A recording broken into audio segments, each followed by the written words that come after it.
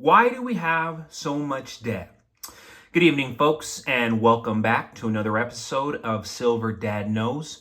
Remember, always live with no edits. If this is your first time here, hit that subscribe button now, as you're going to like what I'm about to say. So yes, two buttes, but specifically this one. Here we have a 1996 American Eagle. Introduced in 1986, the Silver American Eagle contains 1 ounce of 99.9 pure silver and is one of the world's most popular bullion coins. The American Silver Eagle is a 1 ounce bullion coin with a face value of $1. Of course, the obverse has a modified rendition of Adolf A. Weinmann's Liberty walking design, used on half dollars from 1916 through 1947. Of course, I actually don't even have any walking half dollars right now. I sold all of them yesterday to my number one customer and my dear friend. So I'm actually going to be receiving more walking half dollars probably within the next maybe week, God willing. So let's go back to the reverse. Boom. The reverse design from 1986 to early 2021 is a heraldic eagle by John Mercanti. A new flying eagle design by Emily Damstra was introduced in late 2021, so it actually changed. I'm currently seeing these as low as $40 to $45 with free shipping, and for $19.96, I think that is just excellent. Of course, this one has seen its time, but still very, very attractive. It's my only 1996, so this is a special coin to me, as are most of my American Eagles.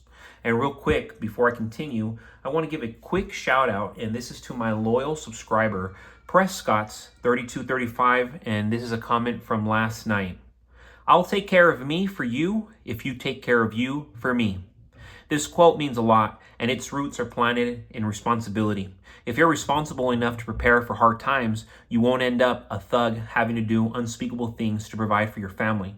And if you teach your neighbors the same, you won't have to worry about them coming after you either. Amazing comment right there from Prescott3235. And indeed, with my neighbors, I'm very close to them. I know the gentleman to my left, and I know both of the gentlemen to my right. And I'm talking my immediate left and both to my immediate right. And both of them are awesome guys. All three of them are awesome guys, all family men. And, like me, conservative, proud conservative. These guys have guns. One's an older gentleman, so he's in and out. But I tell them, hey, you have to have a lot of bullets. We have to have ARs. We have to have precious metals. Everything, medical supply, everything that you can stack up on that will not perish. You have to be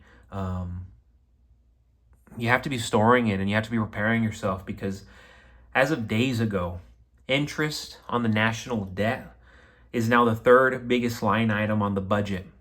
Number 1 is Medicare. Number 2 is Social Security. Number 3 is interest on the debt. Number 4 is national defense. We're spending more to pay interest on the money that we borrow than we are on defense.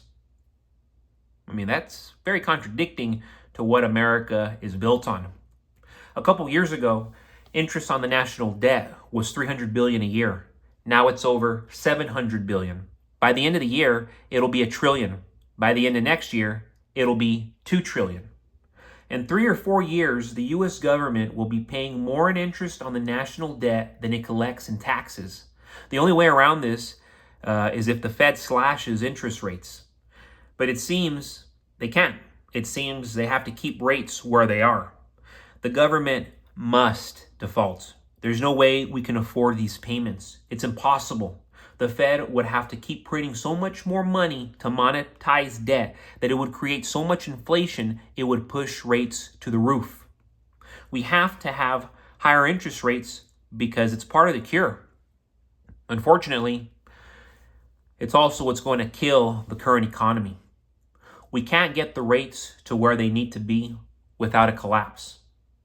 Why do we have so much debt? Because we had 20 years of artificially low interest rates of punishing those who saved and rewarding those who borrowed. This is a screwed up economy. And because it's going to get so bad, the Fed is going to choose inflation over a collapse.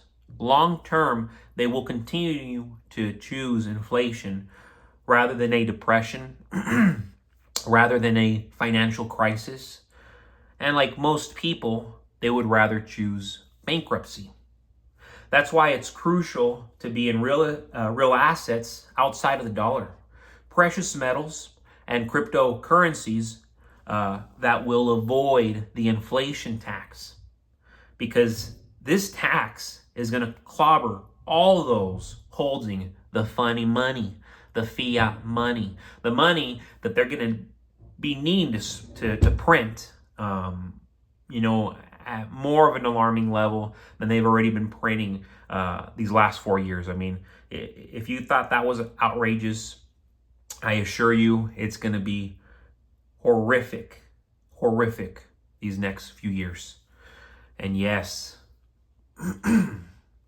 I love this piece, and very appropriate for the book that I recently released. This is a Major League Baseball player, and the book, my sports epic, my sports thriller, being about some of the greatest athletes. And I put Mark McGwire up there. Did he use steroids?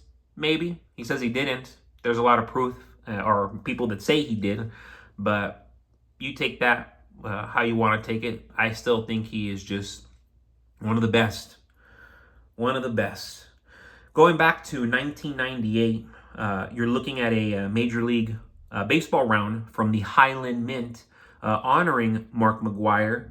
At this time, he was playing for the St. Louis Cardinals, and they made this round to commemorate him for most home runs in a season, which you can see right there, 70. So boom, that is September 27th, 1998. That is a long time ago. Pure silver, fine silver, 1 troy ounce. And these I just highly recommend. Very, very low mintage. These had a mintage of only 10,000. Right here, you're looking at 7,850, and they made more of these than they did Barry Bonds, and then they did Hideo Nomo. Interestingly, these are just so expensive. The cheapest I've been seeing them is about $100, $97 with free shipping to be exact. I mean, that's $100, but just gorgeous coins. And look at that, beautiful, and again, very, very appropriate for my book that I'm going to discuss at the very end of this video. And real quick, I want to give a final shout out, and this is to another subscriber of mine, and this is actually a comment from this afternoon, just not that long ago. And this is Gavin Clements, 2923. If only our founding fathers, who were all in their 20s and 30s, besides a notable few, could see how far our country has stayed from their image, has strayed from their image. The Second Amendment gives us the right to bear arms, to use it necessary to protect our personal freedom from tyranny. The government has already violated our First Amendment rights and is trying to violate our second. Who knows? Silver Dad knows. Wow, phenomenal comment there from Gavin Clements, 2923. And real quick, yes, absolutely. Our founding fathers, they were kids, 20s, 30s. Thomas Jefferson was 33 years old when he wrote the Declaration of Independence. These were young, intelligent men. And I look around, I believe we still have young, intelligent men lurking, but I would like to see more of them and more express what they have to offer to society so that America can get back on track to being the juggernaut of this world. And yes, you go to my description, guys. This is my third release.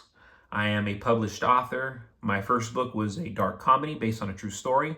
My second book was a crime thriller, also based on true events. And then you have my sports epic, sports thriller right here that you're looking at. It is fictitious, but I wrote it as if it's all real. And it's a story that's not even necessarily about baseball, but the mafia, greed, betrayal, friendship, all the good stuff that comes with human experience. But as always, guys, you can find that in my description. Thank you so much for joining us for another evening of Silver Dad Knows. God bless you. God bless your household. And God bless America.